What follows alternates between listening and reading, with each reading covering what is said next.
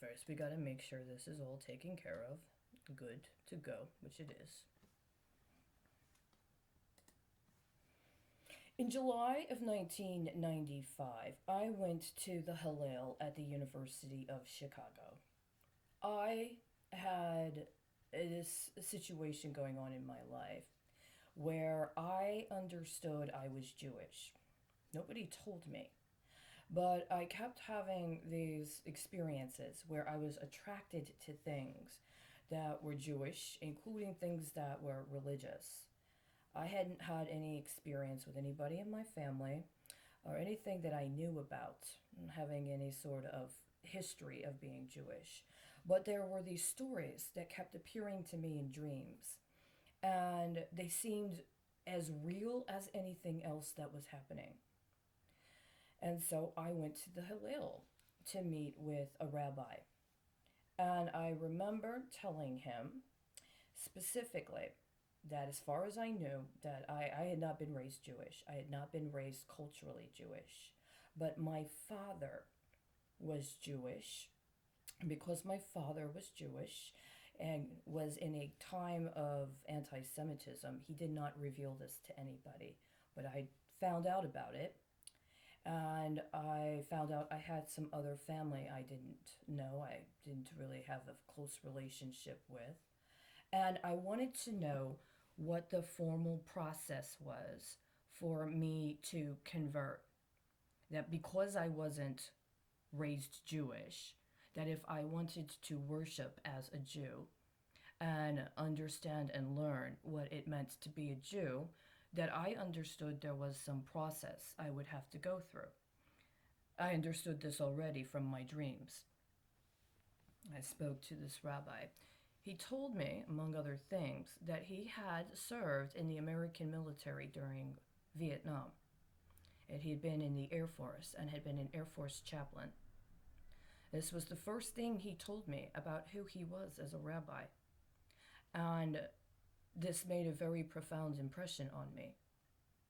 As a matter of fact, everything else that has happened since then, in some subconscious or unconscious way, or even overtly conscious, has reflected on the fact that, as I recall and as I understood at the moment, the first thing he wanted me to know about who I was making this introduction to or this request of was a rabbi who had been a military chaplain for the United States military.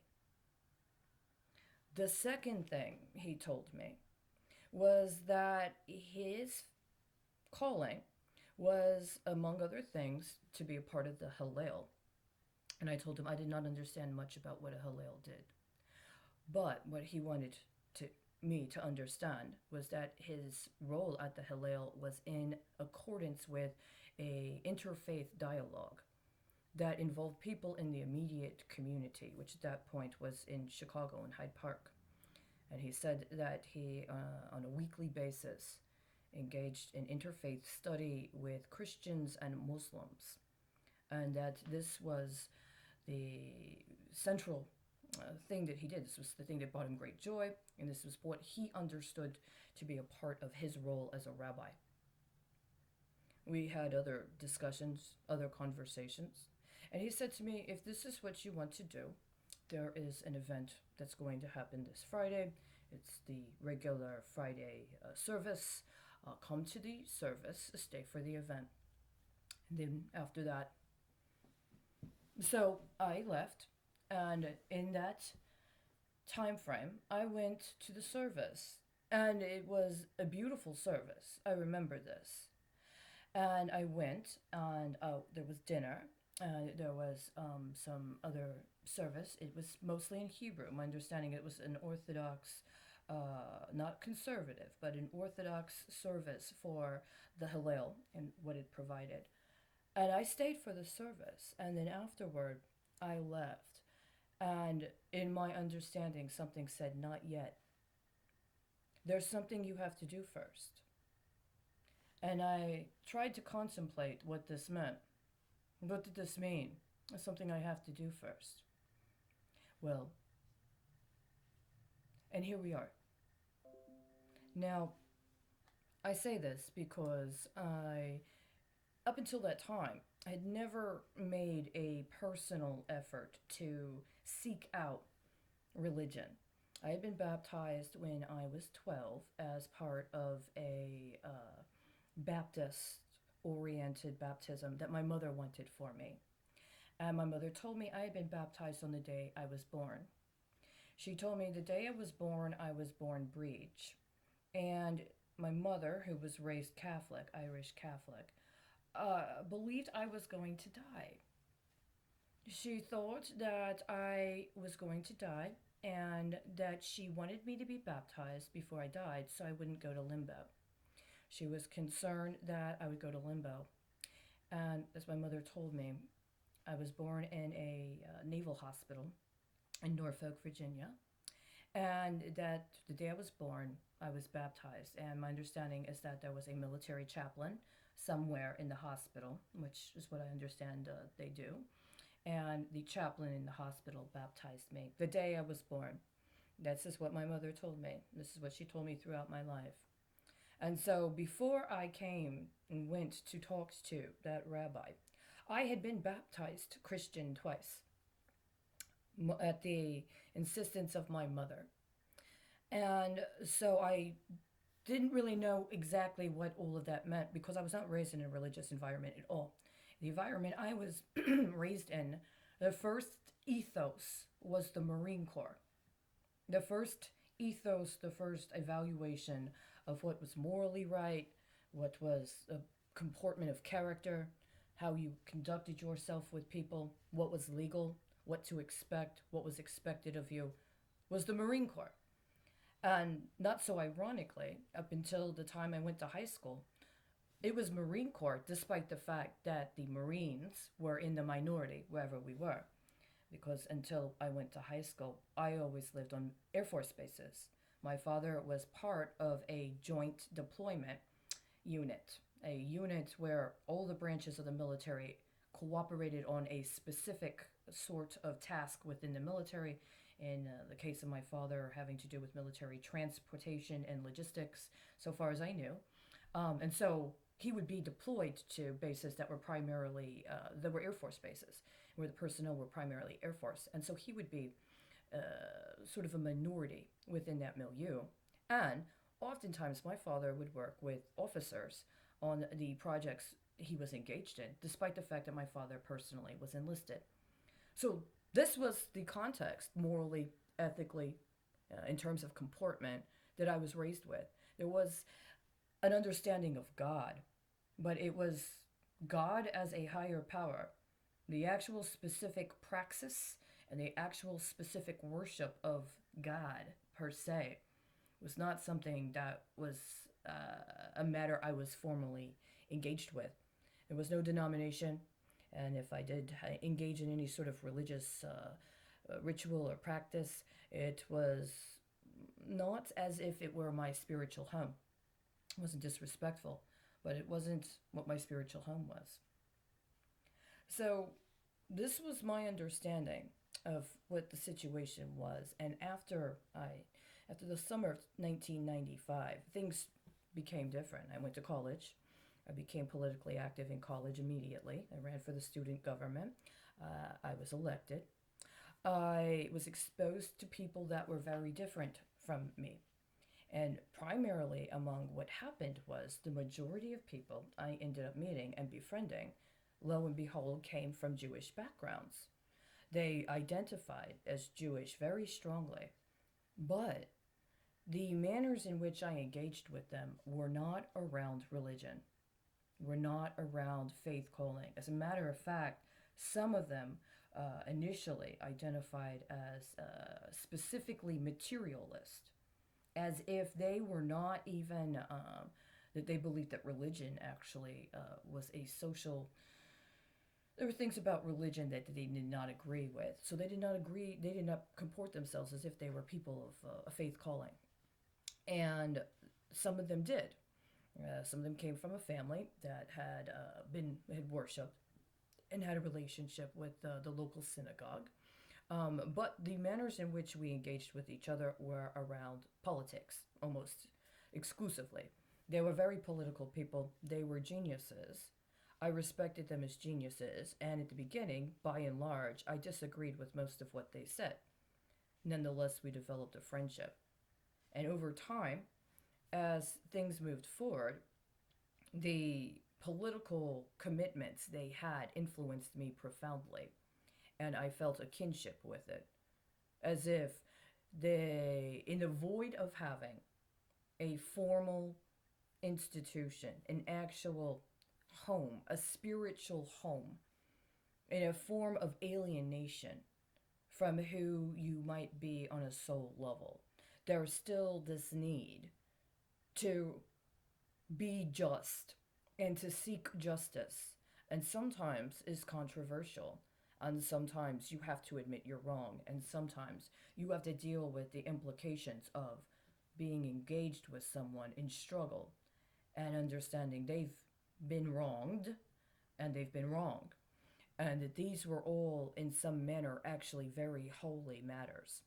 And even in the void of a formal background, a formal grounding in faith praxis, prayers, ritual, which I had not been exposed to in a comprehensive manner, that there's still this need to engage in the world as a just person and to seek justice wherever it appears. And so then the political dimensions of those with whom one engages end up identifying and seeing their relationship with faith from a different perspective. One that allows for something that would actually be reflective of what I later would have called a part of my understanding of the Christed ones and the commitment of those who were Christed. This understanding of faith in works, that we are in our godliness in the world as how we understand God, and that when we embody our own godliness, that this is how we see the world and this is how we be in the world. And this can also include a commitment to justice. And when there is injustice in the world, it is a reflection on a profanation of godliness, and how we respond and comport is a part of our connection with the soul of godliness, including the soul of God. And so this can be a very profound commitment, because God does know pain, and God does know suffering, and God does know shame.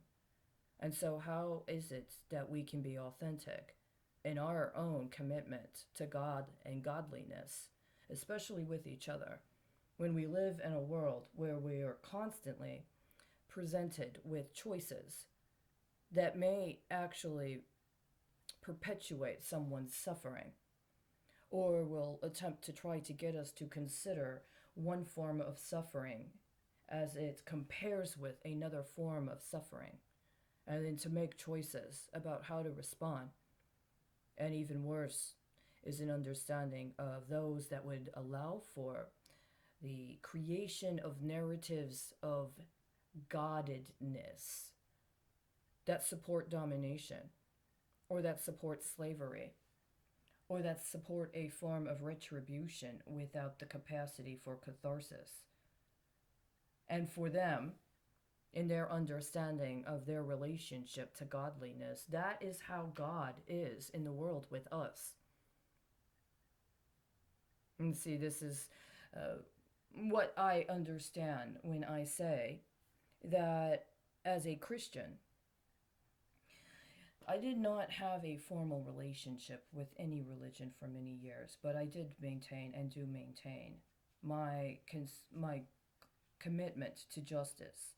And my commitment to justice, including in accordance with a situationing of it, with understanding that I am often, most of the time, the alien, the foreigner, the minority, the other, the outsider, the traveler, and that oftentimes I am welcomed to participate in communities that might be completely different from where I came from, and may comport themselves and feel their expression of it is about the essence of who they are in some manner that I had not previously been exposed to, or would not have been appropriately comported within in my own experience of life.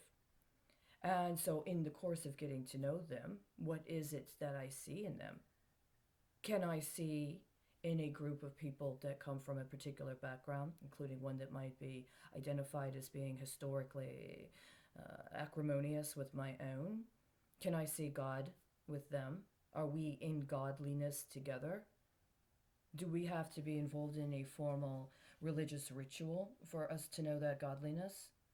Or can we understand godliness even in a situation of a discerning God evaluating the material circumstances of his people and the options they have, including leadership options and the machinations of the manipulation that may or may not attempt to cowl God's people into acceding to the tyranny of a man over a calling to be in godliness.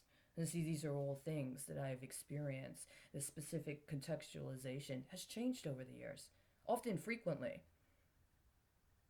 And at some point, I was in a situation where I felt I needed fortification, spiritual fortification, as well as actual material companionship to assist with what I understood to be a campaign of strategic violence that had nefarious outcomes in its crosshairs, that it was actively pursuing the destruction of communities of people, not only in terms of a political annihilation effort, but also in an effort to try to compel us to accept slavery as a replacement for political rights. And so I sought assistance, and the first assistance I found was in a context that identified itself as Taoist. And from there, I later ended up encountering a pastor who had originally been a member of the Episcopalian Church, had been excommunicated from the Episcopalian Church, and then spent the rest of his life engaged in a sacred study of what he understood to be the specific sacred relationship between Jesus of Nazareth and Mary of Magdala, what he called a sacred partnership. His belief was that Mary of Magdala and Jesus of Nazareth had a sacred ministry together, and that they were among many people that were on earth and in the world in a time of a very specific political context for the Jews, for the Romans, for others, and that this was in a situation where great possibilities existed on earth, and that much of the tyranny that mankind has and womankind has been contending with since this time is connected to the intentional maligning of the specific role that Mary of Magdala, but also other women in ministry with her and with Jesus of Nazareth and the others, were subjected to as part of a political project that got promulgated by the Church of Paul later, and then specifically through the Catholic Church up until the modern time. And his understanding was that when the Nag Hammadi Gospels had been found in Egypt in the early part of the 20th century, and scholarly review started to reveal these other Gospels, it gave validity and credence to efforts that had been ongoing for hundreds of years to challenge the predominant narrative, specifically of the Catholic Church, but not exclusively of the Catholic Church, regarding the relationship of the woman or of women in the role of early Christendom, and even challenging the institutionalization of the Christed ones collapsed into one Christ, and what the embodiment of the appropriation of the real lives of the people of the times ended up becoming in the manner in which the political project of the church was able to move forward. And so when I encountered him, he was an elder man, and he was in ministry with other people that had very specific callings.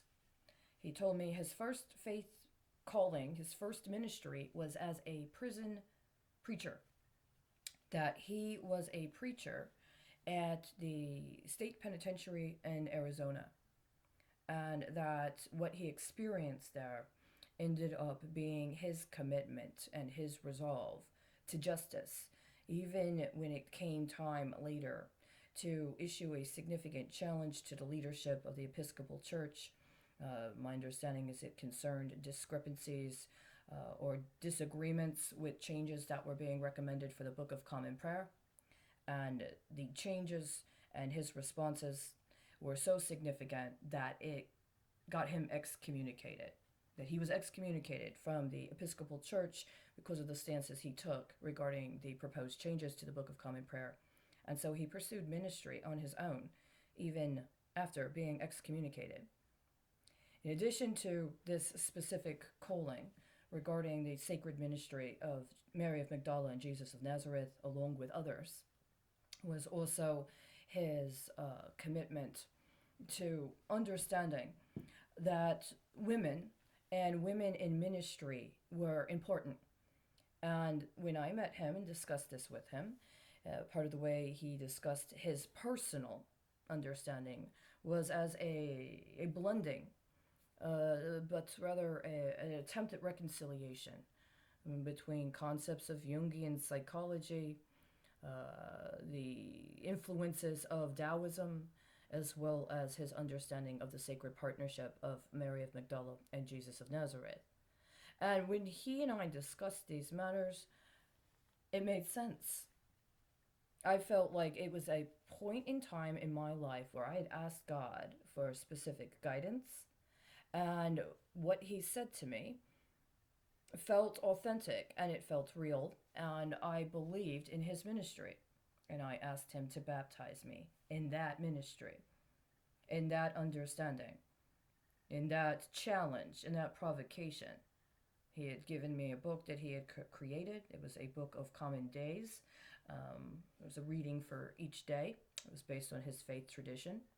And not only this, but that there were other books he was working on, including one that was to be resulting in a series of rituals, including rituals that were meant to be joint rituals, co-led, sort of co-ministry with the sacred feminine and the sacred masculine together, attempting to engage in the work of a specific form of ministry. And he and I discussed these matters. He gave me the Gospel of Thomas and the Gospel of Mary to read. And after I read them, he told me I was to contact him. And once I contacted him, we were to have a discussion. And depending upon the results of the discussion, he may agree to baptize me.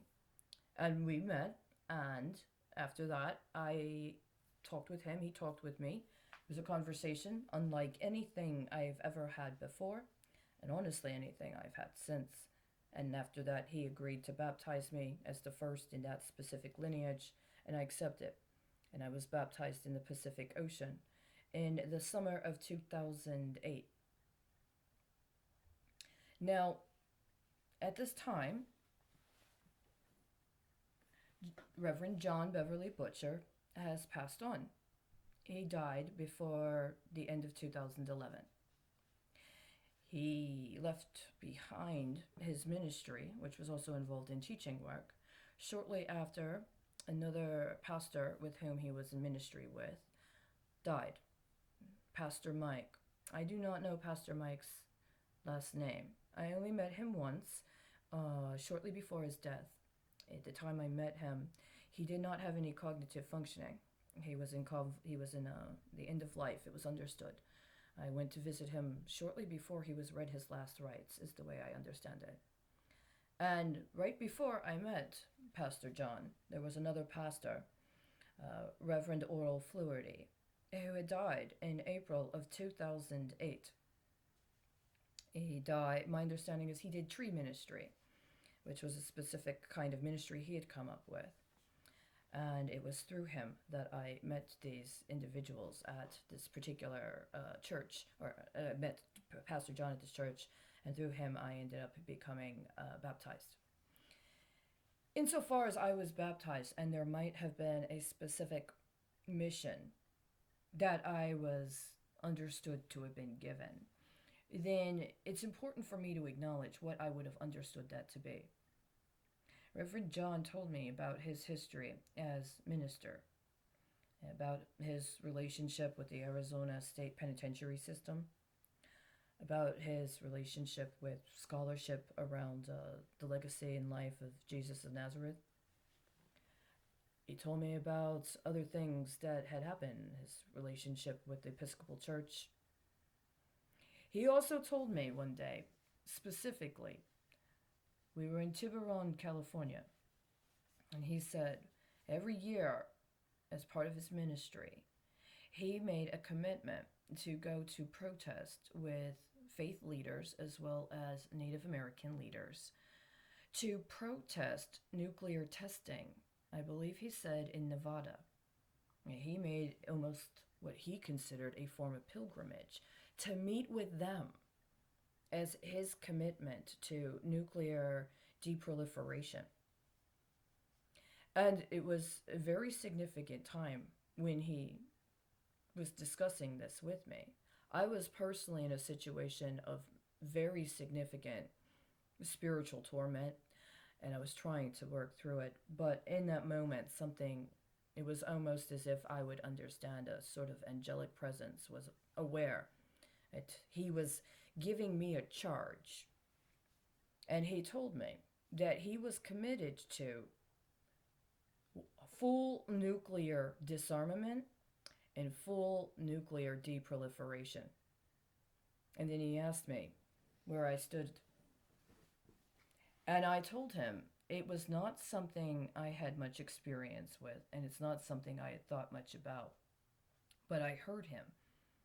I didn't question, I didn't challenge. I didn't understand why he was saying that to me at that time, taking me to this beautiful place to have a picnic. It was as if he was intentionally taking me there for this specific matter. He never told me that before. He never told me that anywhere else. He never mentioned it again. But we were there. And he said it very, very sternly. Very, very, very significantly. And I understood. This was his demon. And he was sharing with me that he had been in struggle with this demon his entire life.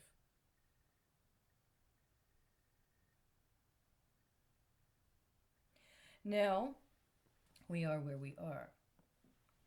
Part of what has been happening that I have observed very demonstrably in the last 5 years since I've been in Texas is that there is, on another level, a very significant spiritual matter that is at work.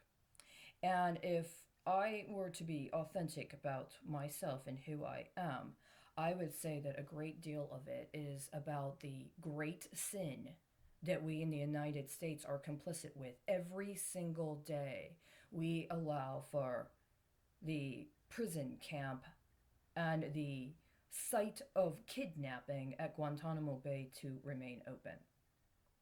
There is great spiritual harm that is happening every day. Guantanamo Bay is allowed to do what it is doing. And I understand it's not just Guantanamo Bay. I understand there are other camps like that around the world. As a matter of fact, the question then becomes one of how emboldened have other sorts of sorcerers become in emulating or allowing for a more comprehensive proliferation of similar systematologies because of the impunity with which the United States has been able thus far to get away with what it's been doing in Guantanamo Bay. I am not going to go right now into significant detail about my understanding of exactly what the perils of Guantanamo Bay are. but I believe it is a great, great injustice. And I believe it is almost a sort of modern story that, in some ways, harkens to how we are supposed to accept the story of Judas Iscariot. And I'm understanding, including because my own faith commitment compels me to accept that any specific standard relationship we have with those that are considered the prophets, or those that are considered the apostles, and those that are considered to be the canonically recognized story of the ministry of the Christed ones at the time of great transition for the Jewish people as well as the Roman Empire, that the depiction of Judas of Iscariot is as the tax collector for the group, one who was in charge of dealing with the money.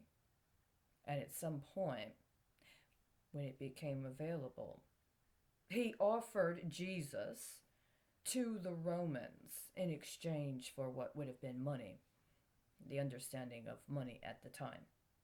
And he sold Jesus, gave Jesus up, and collected the bounty. And then what happened? This is what I mean. If this is the narrative what we are going with, or this is the narrative that they present, it's very comparable to what's going on in Guantanamo Bay right now. There's a book that I recently read. The book is written by a man who was in charge of a group of prison guards at Guantanamo Bay. Guards that were activated from the reserve, the military reserve, the Army Reserve, that were stationed down in Guantanamo Bay. And one of the things he discusses is how he watched that within the actual cells they had set up for the prisoners, they had given them cloth, surgical masks, and that they took these cloth, surgical masks, and they hung them on the fence. And that is where they would keep the prisoners, would keep their Qurans. They put their Qurans, their holy book, in the surgical mask because they weren't allowed to have shelves and they weren't allowed to have altars. And it isn't supposed to touch the ground.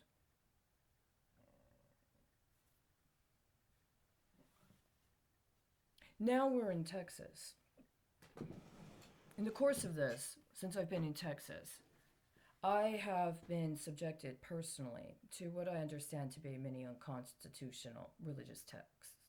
This may have to do with my earlier efforts in Chicago when I went specifically down to the Archdiocese of Chicago in August of 2016, and I delivered what had been something I had composed that I understood was part of my prayer work with God, and what I understood through the experiences I was having in connection with my encounters with other communities of faith around Chicago, including communities of faith composed of people who were homeless at the time and were on the street and adjusting to the realities of their worlds based upon having to reconcile their own faith callings with their own need for actual material resources.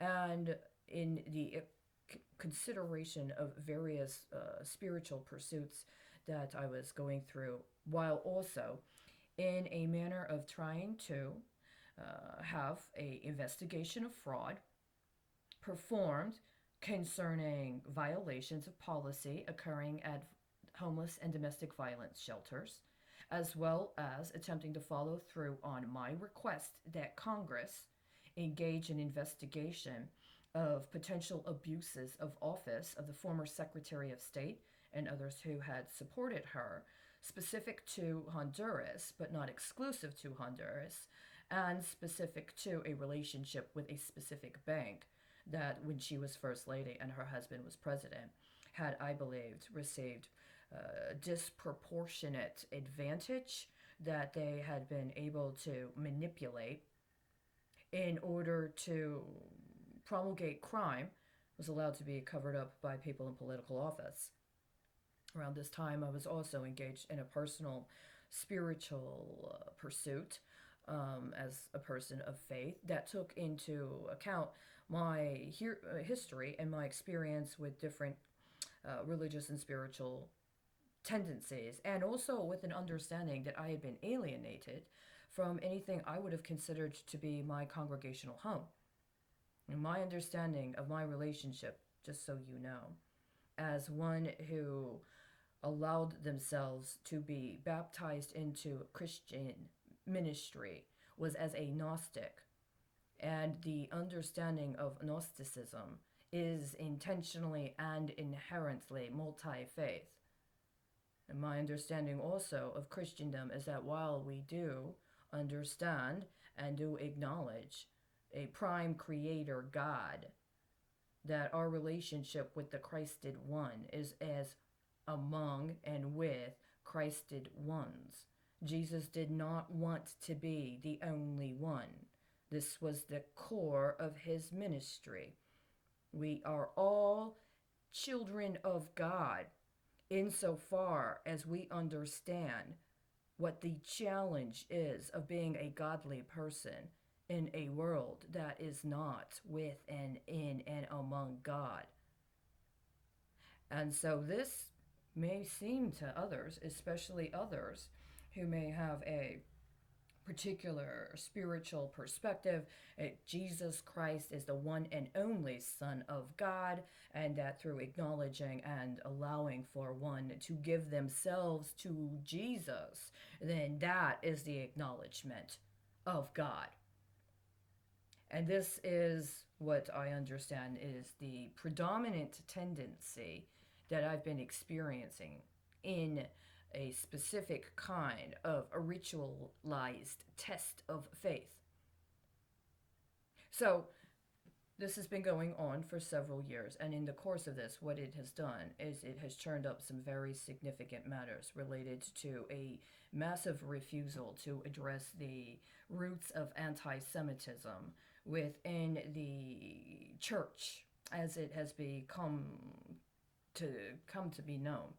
That within Christian church history, within the history specifically of the Catholic Church, but if I am not incorrect, going back to the onset of the Church of Paul and how it ended up promulgating later. The specific material conditions of the time of the Christed ones in the context of the political positioning of the religious leadership of the Jewish community, in a context of understanding there had already been a substantial amount of time wherein individuals who were previously understood to be Jewish had been alienated from Jewish community, Jewish ritual, Jewish praxis because of the implications and the impositions of the Roman occupation. The Roman occupation, which, by the way, was intentionally or was concertedly a challenge to the way of being of the Jewish people, because the Jewish people had a commitment to one God, and they had been positioned in a circumstance of being colonized by an entity demanding acknowledgement of multiple gods. And so the appearance of Jesus, I understood, was God's need for his people to engage consciously and willingly in a reconsecration of the original covenant. This is how I understand myself as a Christian. God needed his people to understand what their commitments were, even in a time of occupation. And so this is something that continues to this day. And so it would not be appropriate for me to repudiate the fact that I had accepted baptism into Christian ministry in a particular lineage, including a lineage of challenge and of intentional provocation to what was understood to be abuse of power, including abuse of power that may attempt to manipulate or wield unconventional weaponry that is itself fraught with not only moral peril, but also a kind of power that does a disgrace to even the cellular integrity of an organism, a creation of God in connection with the earth, an embodiment or a manifestation of the feminine principle with the masculine principle in processes of creation and regeneration. These sorts of profanations are not singularities or linear. It's supposed to be a diversity, but it's also supposed to be in community. We live it together. If we are not just, we cannot know justice. This is the simple thing. So at the end of the day, I don't know Hebrew. I don't know Greek. I don't know Latin. This is not the course that God chose for me. This is not the course I agreed to take with God and godliness. We are where we are. I believe that Texas is specifically is engaged in a process that goes back a specific period of time, but that was allowed to be accomplished through other policy, where there is a form of ritualization of performing as a archetypal sort of characterization for the purposes of promulgating a particular kind of demonstration of loyalty to a specific political operationalization. And that the performance of or as the archetype is about a demonstration of loyalty and subordination to the man, or perhaps woman, but mostly man, that has put himself into a specific archetypical role in order to maintain the functionality of the operationalization. And in the course of that, actual people of faith, including people that, as part of their faith praxis, cannot allow themselves to engage in certain kinds of performance because it's understood to be heretical, or because of their commitment to racial or social justice, cannot allow themselves to be subjected to a compelled performance that would degrade another person or that would degrade their own people by playing into stereotypes meant to slander, defame, and dispossess them. That the perpetuation of this operationalization is not only an affront to myself as a Christian, as a Jew, as a Muslim, as a woman, as a man, as a child, as a parent, but also is not only unconstitutional, but intentionally seditious. It is intentionally meant to undermine our capacity for our own role as a participant in the governance of our own affairs. The authority for the Constitution is of the people. How did they create their people? How is it that they attempted to operationalize a machination of a disempowerment of their own people in order to be compelled to perform in a ritual, including a ritual aimed at slandering, and including a ritual that may or may not have co-conspired with other rituals of slander and defamation that have gone back a long time. And now we are where we are.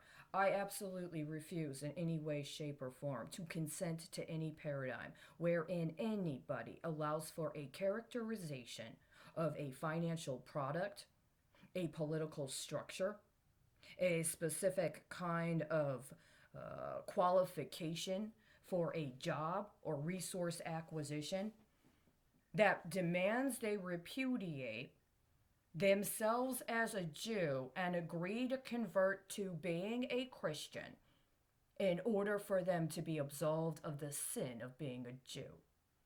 And this, unfortunately, is not only the core of what I've been seeing going on in Texas concerning this specific kind of religious testing, but I also believe it is very significantly connected to financial practices, a specific kind of finance regime that is connected to matters related to the Church of England and the Church of England and its operation and its relationships with the Anglican Church in America and the specific relationships that they have to the government of the United States and the manners in which the Anglican Church and others affiliated with the Anglican Church have been allowed to have a disproportionate representation in government as well as local government and or other sectors of society, including in the corporate sector, but also including in the judicial branch, are a form of very significant contestation that needs to be engaged. I'm not saying de facto that being Anglican or that being a member of the Church of England is a evil that needs to be purged, but my understanding is that there are various aspects of the operationalization of elements specifically of the Anglican Church and the Church of England that have been at work on a certain level within the United States, and that the occasional animosity that is expressed with the Catholic Church specifically, but most predominantly the Catholic Church as expressed through people who are first language Spanish speakers, is being manipulated on one level to cover up for an even longer standing history of periodically allowing for liquidation of large numbers of people that can prove they have a specific kind of Jewish legacy as part of a justification for claiming it by others that do not intend to actually do the work. They don't intend to be the ones that do the work of upholding and maintaining the covenant that God has with his people. And they don't even want us to remember what it meant to be in covenant with God on those terms. And one of the ways it's intended to be accomplished is by compelling us to forget where we come from. We're supposed to be embarrassed and ashamed. They did terrible things. What they did was so horrible. We can't ever acknowledge that those are our people. And all that they did was evil and terrible, and they need to wash the sin of who they are off. This is not godliness. This is not godliness. I contend it's spiritual cowardice. There's spiritual cowards all over the place. There are. Jesus had to deal with it. God's had to deal with it. Godly people have had to deal with it. We're still dealing with it. It's not acceptable. And if you thought that you could make the Muslim the Jew, and then you can go through and find a couple of people that will let you purchase some Muslims here and there, and then work a scheme for a while you harvest them and their specific ways of being and completely slander and defame who they are, hoping maybe that you can curry favor with a specific sect or tendency, including one that might have access to primary holy sites, and then with some sort of secret elite relationship, find another manner in which to try to maintain your colonialism. As I said, we're still in struggle. This is what I meant. This is what I meant on a specific level. My conscience does not allow me to represent people that would misrepresent who they are.